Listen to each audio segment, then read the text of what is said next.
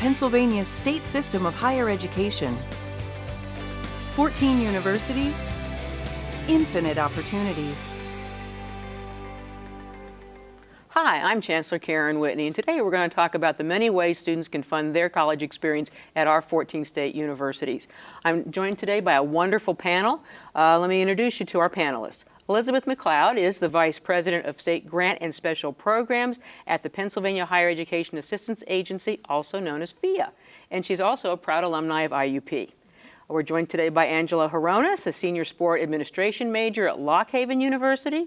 He's also the recipient of the LHU SAS Student Success and Engagement Scholarship. Welcome, Angelo. Thank you for having me. Absolutely. And finally, we're joined by Deb Suder, Senior Principal of the Government Relations section at Buchanan, Ingersoll, and Rooney, PC. She's also an alum of LHU and a trustee of Lock Haven University and a donor. Welcome, Deb. Thank you. Great to be here. So let's go ahead and just get started. Angelo, could you tell us a little more about yourself? Absolutely. So I'm a senior at Lock Haven University. I'm graduating in May of 2018, and I had the very fortunate opportunity to start working for the Cleveland Cavaliers in January due to my success and what I got out of Lock Haven University that really helped me to get to where I am today. Oh, congratulations on graduating and toward the employment. That's terrific. Yes. Appreciate it. You bet. Hey, Elizabeth, what role does PHEAA play in helping students fund their education? We're going to spend a few minutes here talking about the different ways students fund their college experience. So how does PHEAA help out? Well, PHEAA works to facilitate higher education that's affordable for students and families in Pennsylvania. And PHEAA administers multiple financial aid programs on behalf of the Commonwealth. The largest of those programs is the Pennsylvania State Grant Program, which is a program that all of the PHEAA schools participate in. We also provide public service initiatives across the Commonwealth. We have publications available to assist students and families and website resources. But probably our most notable public service initiative is the 14 higher education access partners who live and work in communities throughout the Commonwealth and provide hands-on assistance to students and families in learning about the financial aid application process and planning for college and completing that application process. So interestingly, PHEAA funds those initiatives through our financial resources, our business earnings, and so that saves our taxpayers a great deal of money. We also use some of our financial resources at PHEAA to provide additional funding to some of the programs, including for this current academic year, an $87 million supplement to the state grant program. Wow. And over the last 10 years, we've provided supplements to the aid programs in excess of $670 million. Wow, that's really terrific. That's a tremendous help to the students in Pennsylvania, so thank you. Yeah. Well, let me ask Deb. Deb, can you talk to us about the many ways that you're serving Lock Haven University to be successful? Well, I've been lucky. Since I've graduated, I've been on the alumni board, the foundation board, and now I'm really enjoying being a trustee of the college. I've worked with our political science professors up there to bring the students to the Capitol for a day to see how a bill really passes. They can throw the book out the window and learn the system, which has been fun through the years. Each year, the student advocates come down to meet with the House and Senate leaders, and I attend the meetings with them. And I'm also a donor and provide a scholarship each semester. Wow, so you're an alum, you're a trustee, an advocate, and a donor. Wow. Well, thank you for all that you've done in all those roles. So I appreciate that very much, because I think the idea of it, giving one's time, talent, and treasure is very important, particularly in helping students afford to attend the university. So, in terms of, if I could ask more about PHEAA, I mean, what's the #1 question you're asked by folks who are interested in what PHEAA offers? Sure, I think families are always looking to see what resources are available, and so primarily we start by talking about the state grant program and making sure that students know how to go about applying for financial aid so they don't miss out on any financing opportunities available to them, particularly the gift aid programs such as the state grant program. So I assume you have a website? We do, absolutely, PHEAA.org. Oh, that's easy to remember. So that would be PHEAA.org.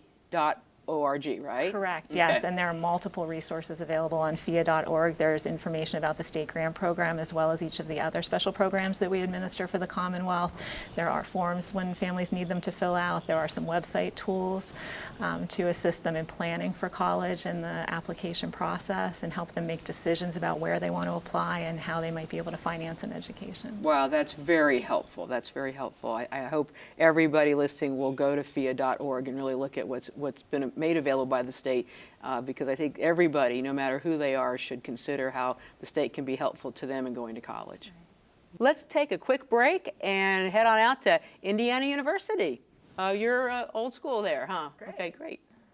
As soon as I stepped on the grounds here, I said, wow, this college is beautiful. You know, I went through the Oak Grove and everything, and I said, you know, I could see myself here. I got my acceptance letter, you know, he said, you got accepted to IUP, and I said, oh my gosh, I think I'm gonna go here now, and I told my dad about it, and he was like, but Mary, that's 4 hours away.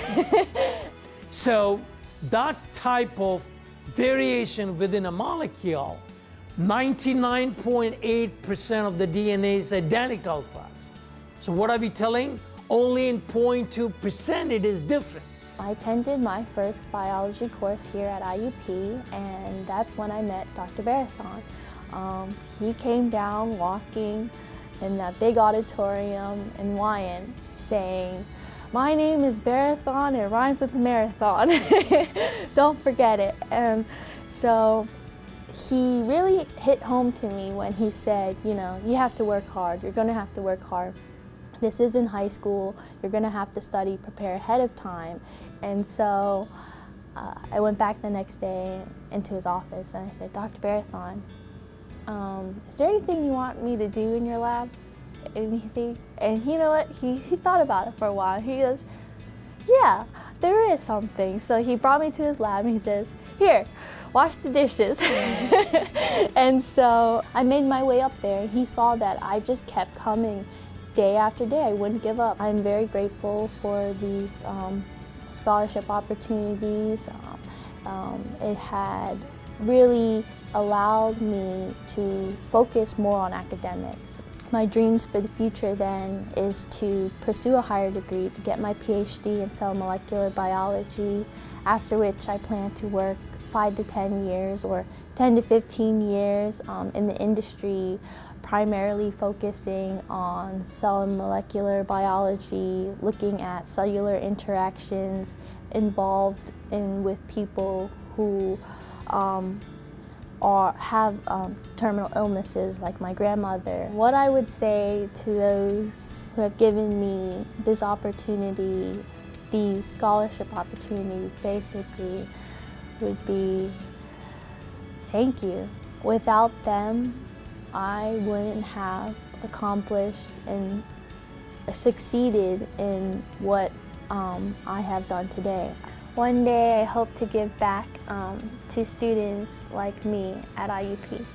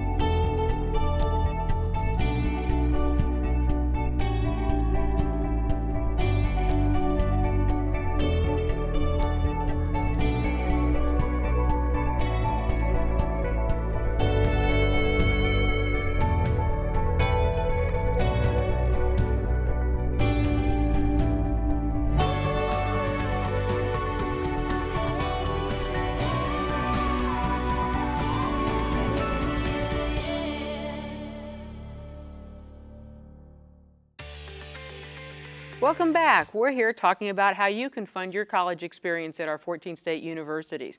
Well, Deborah, what inspired you to give so much of your time, talent, and treasure to Lock Haven University? Well, even though I went to another institution to get my master's, if it wasn't for Lock Haven, I don't believe I'd be where I am today. I didn't have the internet, or I couldn't Google the internships or any of the other opportunities that my professors gave me while at Lock Haven. It was a one-on-one. They found the internships for me. They pushed me to work in DA's office and even to work on a legislator's campaign. Representative Russ Letterman, a former legislator up in the Lock Haven area. And so I am so thankful, and it's my time to turn around and help those behind me and help the students and help the institution to keep it affordable. That's the one thing that really is my passion, is making sure it's affordable. The cost of college and the debt that the student comes out with now from our colleges and universities is outrageous. I don't know if you saw recently the report this weekend. Unfortunately, Pennsylvania came out as #1 in student debt. Each student graduating in our average is of $35,000 in debt when they graduate. That's upsetting to me. So my mission is to see and find ways to keep us affordable. So because so much was given to you, you're giving back now. Yes. So thank you so much. Well, let me talk about scholarships. Angela, you're a scholarship recipient. Can you talk about how your scholarship helped you be successful at Lock Haven? Absolutely. So this scholarship gave me all the opportunity to have all my books paid for, as well as any kind of code that I needed for class. For example, in my finance class, I had to do a business game simulation that made real-life simulation with the real world, put it back into class, and I had to get that code, and that was all taken care of. So it gave me the opportunity to utilize all of my books for class, because some classes I had 2 to 3 books, and that could get costly. So the fact that I have all these books that I can continue my education, learn to where I am today, I'm very thankful for to have this opportunity to get the scholarship, and then I'm able to learn on an everyday basis, not only in the classroom, but as well with the books as well, just to reinforce what I learned in class outside in the books. So the scholarship helped reduce the price that semester, or while you had it. How long did you have the scholarship for? I had the scholarship for a year. Wow, so it really brought down the cost of what you had to pay that year to go to Lock Haven. Absolutely, and I got it through being involved in the SAS Incorporated Board as a corporate board member, and that's where I received the scholarship from. I see. Okay, great. Thank you. Absolutely. Hey, Elizabeth, what are other ways students can fund their education? We've talked about donor-funded scholarships, but can you talk to us about other ideas or ways you find that students are funding their college experience? Absolutely. So students sometimes, as they go through the admissions process with the school, they might be offered a scholarship directly from the school, or they might have scholarships coming in from private entities outside of an institution. But it's very important that students go through the formal government financial aid application process to make sure that they're not leaving any resources unused that might be helpful in covering college costs. That's known as the FAFSA, right? That's known as the FAFSA, that's correct. And so that's an application that even for seniors in high school is available fairly early on nowadays. Students can start the financial aid application process as early as October 1st of their senior year in high school. And they will need to fill that out on an annual basis as they move through their college years. And so with the FAFSA application, students are applying for federal types of aid.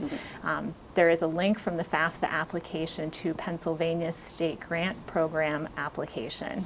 And so that's a secondary form that students fill out with just a couple of additional questions. And that then enables students to be considered for the state grant program, which is the need-based state funding. So students want to start by using all of the gift aid resources that might be available and applying for all of those resources. And then, excuse me, once students have used up all of the gift aid options or pursued all available gift aid, then they turn to what we call self-help financial aid funds.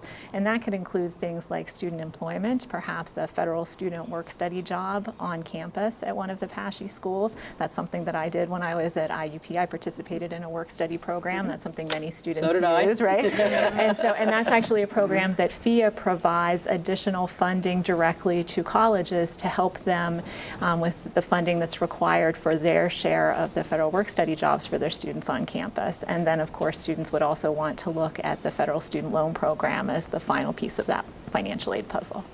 So we've talked about ways to fund include scholarships that are funded by generous donors. We've talked about FICA grants that are funded by the state. Those are items that you don't pay back. Then we've talked about working your way through work study. And then there are also loans that you do have to pay back. Correct. So, not to mention there are other grants besides, FICA. There's other federal and state grants as well. So there's grants and scholarships, loans, and working your way through. Right, so it's a puzzle of all those pieces put together, and most students end up utilizing aid of various types as part of that puzzle. There you go. So we'll talk further about this. Well, let me ask you, Angelo, besides the scholarship, did you work while you were a student? Absolutely. I work in the Student Union Building, which is known as the pub, and I did a lot of operations, but I work there part-time to assist with my funding. So you've worked, you have a scholarship. What are the other ways in some cases parents will save money. In some cases parents don't save at all. Mine didn't save. They weren't savers. So I had to work my way through. Everybody has a different story. What else have you done to make it work out? I was very thankful. My parents helped me out a lot throughout my college career, so I'm very grateful for that. I applied with FAFSA, and I got some assistance with that as well, so that helped, and financial aid. And then also working on campus and getting involved just to help offset anything. And then, of course, the scholarship that I was very greatly appreciative for. That's great. That's terrific. Now, I think it takes a little bit of everything to help people get through college these days. Well, I'll tell you what, we're going to go ahead and take a break now, and we're going to learn some more about the State System Foundation and the way that foundation helps students with scholarships. AT&T Aspire is really our signature philanthropic initiative.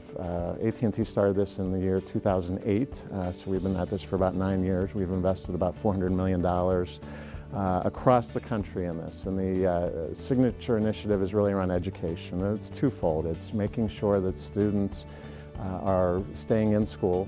And the second piece is just that, ensuring students are career ready, that we have a qualified workforce that's ready and able to step into positions at AT&T and within our industry. The State System Foundation's fundraising efforts are specifically focused on student success. So when we go out and talk to prospective donors about investing in our students or being a partner with the State System Foundation, we often will present the option of investing in our students because it is important to our business community here in Pennsylvania as well. AT&T has a number of career needs in the STEM field. So AT&T hires approximately 25,000 new workers across the country in any given year. About 3/4 of those workers are in STEM-related fields. Businesses can invest in Pennsylvania students by partnering with the State System Foundation because we have 14 universities across the state, and we have the largest student population, over 100,000 students. 80% of the students that graduate from the state system stay in Pennsylvania and are productive members of Pennsylvania communities. So it's not only good business, at least for us at AT&T and other donors, but it's also an investment in the economic future of Pennsylvania, and that's critically important for anybody that lives or works in Pennsylvania. I feel that I am being benefited right now through this scholarship, and I feel that hopefully I am able to return that in the future by helping society as much as possible through what I'm studying right now. We've provided $1,000 scholarships for STEM for the last 2 or 3 years, and I believe we're close to about $100,000 in scholarships to students across the state. We are able to provide students with the opportunity to invest their time and energy in extracurricular activities, in blue chip practices like internships, lab experiences, and even tutoring and giving back, which set them apart from other candidates when they go out for their first interview for jobs. I could be a student who's working, 20 or so hours a week, or with funding from sources like the AT&T scholarship, I can spend that time studying and trying to further my own education, my own future. Whether it's a situation where it's maybe a first-generation college student, whether it's a situation where our $1,000 scholarship or any of the other donors to the State System Foundation has been able to close that gap. A student that otherwise would not have had that opportunity to go to college. It's really heartwarming to hear those stories and to recognize that you made a difference. Looking towards graduation 3 semesters from now, I feel that I have been able to lay a very strong foundation through the resources that IEP and the state system have given me. And I feel like that's a benefit I definitely would not have without the scholarship. So I was a first-generation college student, and paying for college was difficult for me also. As an alum of Shippensburg University, it is really meaningful to me to be able to bring together corporate partners to help those students like me is truly, it's why I come to work every day. It's why I come to work every day. Welcome back. We're here talking about the different ways you can fund your college experience. Hey, Deborah, what are the financial needs that you see of our college students? And it seems like they're getting much greater than ever before. Well, they are, unfortunately. When I started in Lock Haven in 1977, it was for a whole year, $2,000, all in. Your room, board, and all the fees. Now it's an average of about $20,000, $2,000 versus $20,000. The debt the children are coming out, the students are coming out of college with is outrageous. As I had mentioned earlier, it was very upsetting. And I don't see it getting any better, unfortunately. The pension costs, the health care costs, and unfortunately, the funding from our state has drastically decreased, and the way our budgets have been running in Pennsylvania, I don't see us ever restoring the money that the system gets. So right now, I see that the corporate America, the alumni, need to really assist and help the students to keep their college costs down. Definitely over the decades, the price has shifted from the state to the student for a lot of reasons. So I hear that you're saying that it's really important to you to try to help lighten that burden as much as possible back to our students. And I guess, is that one of the biggest reasons you're a donor? Yes. Oh, yes, that's terrific. Well, I think it means a lot to know that students have a scholarship, because that means you believe in them. Yeah, thank you. Well, let me ask you to that, Angelo, can you tell us about your scholarship? You got a great scholarship. What was the secret to your success in getting such a terrific scholarship? I wanted to just get involved in campus. I played baseball on the Lock Haven baseball team as a sophomore, and after that, I wanted to focus on my career, and I thought, well, what's better ways to get involved in campus, get involved in clubs, the student union building, which I led to my job. And I started talking to Jody Smith, the Director of Student Activities, and I started asking a lot of questions. How can I get involved? What can I do to help out around campus? Not knowing about the scholarship at that point, but just to get involved.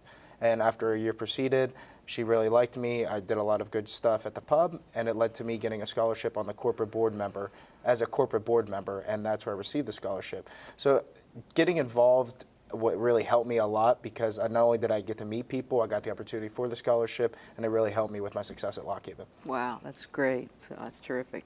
Well, Elizabeth, what other resources, we've talked about a few earlier, that you could consider suggesting to students to look at, either resources that are directly related to PHEAA or other areas or resources that you might suggest, you know, if your next door neighbor were watching this and was trying to figure out how to afford to go to college, what would you suggest? Right, so I would start by suggesting those higher education access partners I mentioned earlier, the 14 folks around the Commonwealth who literally host thousands of financial aid information sessions and FAFSA completion sessions every year. And are those events listed on the PHEAA website? I don't know that they're all listed on the PHEAA website, but usually they're primarily advertised within the communities where they're being held. So keep an eye open. Right, so that would be my first piece of advice, is to check through local libraries, secondary schools, post-secondary institutions, see what is available in the community in terms of those events.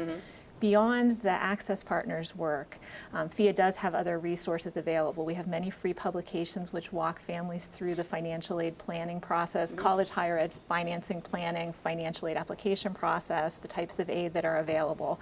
We also have online planning tools which help students plan for their education and think about how they go about financing it. You know, our goal is to help students have an affordable higher education. We're also focused on making sure that students are borrowing reasonable amounts through these government student loans to fund their education. So our goal is to have students come out on the other side of college with an education that was affordable, but also with a manageable level of student debt so that they can live independently as, you know, citizens after the college years. So really, loans are the last thing we Loans would are the suggest last thing people, that- and they should look at, like we've talked about earlier, scholarships and grants, planning to work summers or during their college in a way that's reasonable to help bring the costs down so that loans become the last thing. Right. And we have a particular tool that I think is very helpful with that, which is called mysmartborrowing.org. MySmartBorrowing is a site where students can play around with some calculators that are very helpful. You can plug in different majors, you can plug in which school you're planning to attend, and look at estimates of what the employment availability will be in that field post-graduation, or what a potential starting salary would be. And so it helps students make decisions as they're going into the college years and even throughout those years that will impact the amount of debt they come out with on the other side, and help them be prepared, to move on post-college independently. So you could almost say what your return on your investment in yourself could be. Exactly. Oh, that's pretty exciting. Well, at this point, what's the one piece of advice that you would give high school students looking to attend one of our state universities? I think the biggest piece of advice I would give students is not to assume that because they're applying to a public university that they won't be eligible for financial aid programs. And so every student should be planning to complete the FAFSA. The deadline for Apache Institution's state grant eligibility is a May 1st FAFSA submission, and so students should be applying by May 1st each year with the FAFSA, completing any other paperwork FICA needs, making sure that they're taking advantage of any type of aid that might be available to them. So often we hear stories where families have just assumed that they wouldn't be eligible because their cousin wasn't or their neighbor wasn't, and they're leaving types of financial aid behind. Well, you're leaving money on the table. Exactly. So everybody who plans to go to college this fall, before May, they should complete a FAFSA. That's right. FAFSA. Very good. Well, hey, Angelo, what advice do you have for high school students? Definitely agree with the FAFSA for sure. That was such a big help going through my college career.